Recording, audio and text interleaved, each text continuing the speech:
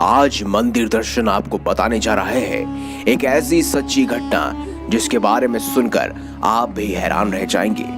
उस रात पुजारी ने निधि वन में जो देखा, अगर वो पूरी दुनिया देख लेती तो शायद हर कोई भगवान पर यकीन करने लग जाता। दोस्तों, इस खास सच्ची घटना को अंत तक जरूर देखिएगा, क्योंकि हम आशा करते हैं कि इसे सुनने के बाद, इसे देखने के बाद आप भी भगवान के आगे नतमस्तक हो जाएंगे।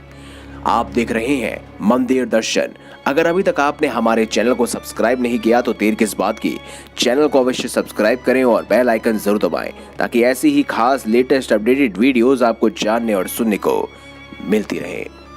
दोस्तों, ये स्थान यानी कि निधि वन बेहद पवित्र, धार्मिक और रहस्यमय है, लेकिन कुछ ऐसा रहस्य यहाँ छुपा हुआ है जो आज भी विदेशी पर्यटकों को अपनी तरफ खींचता है। मान्यता है कि निधि वन में आज भी हर रात भगवान श्री कृष्ण गोपियों संग रास रचाते हैं।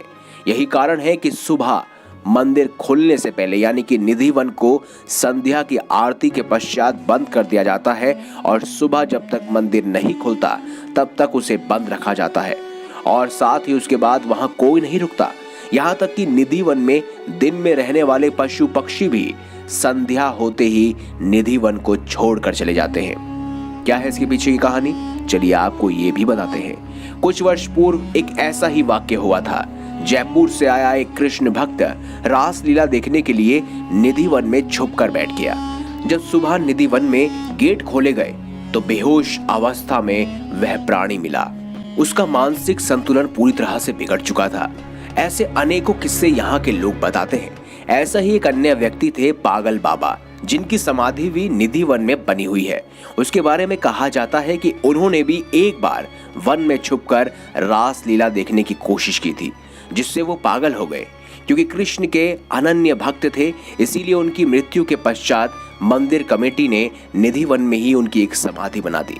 साथ ही दोस्तों, एक अन्य मान्यता ये भी है कि इस वन में लगी तुलसी की कोई भी एक डंडी अपने घर नहीं ले जा सकता। लोग बताते हैं कि जो भी इसे तोड़ने की कोशिश करता है वो किसी न किसी आपदा का शिकार हो जाता है। तुलसी भगवान कृष्ण, भगवान विष्णु को अति प्रिय है, इसीलिए कोई भी उन्हें नहीं छूता। वन के आसपास बने मकानों में यहाँ तक कि खिड़कियां भी नहीं है। यहाँ के निवासी बताते हैं कि शाम 7 बजे के बाद कोई भी इस वन की तरफ नहीं देखता। जिन लोगों ने देखने का प्रयास किया या कोशिश की वो अंधे हो गए या फिर उनके ऊपर दैवीय आपदा आ गई। दोस्तों, जिन मकानों में खिड़कियां भी हैं, उनके घर के लोग शाम 7 बजे के बाद मंदिर की आरती का घंटा बजते ही उस खास खिड़कियों को बंद कर देते हैं। कुछ लोगों ने तो अपनी खिड़कियों को ईंटों से बंद भी करवा दिया। निधि वन के अंदर ही रंग महल के बारे में मान्यता है, किसके बारे में कहा जाता है कि रोज रात को यहाँ राधा और कन्हैया यानी कि भगवान कृष्ण आकर रास रचाते हैं। रंग महल में राधा और कन्हैया के लिए रखे गए चंदन की पलंग को शाम 7 बजे से पहले ही सजा दिया जाता है। पलंग के बगल में एक लोटा पानी, राधा जी के श्रृंगार का सामान और दातुन संग पान भी रख दिया जाता है। सुबह 5 बजे जब रंग महल का पट खोला जाता है तो बिस्तर अस्त व्यस्त, लोटे का पानी खाली, दातुन चबाई हुई और पान खाया हुआ मिलता है।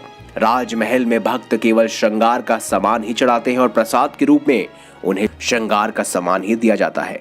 कहते हैं निधि वन में जितने भी पेड़ पौधे आपको दिखाई देंगे वो सारी की सारी 16,000 गोपियां हैं जो भगवान श्री कृष्ण के साथ रास रचाती हैं। इसीलिए यहाँ पर किसी भी व्यक्ति का घुसना मना है।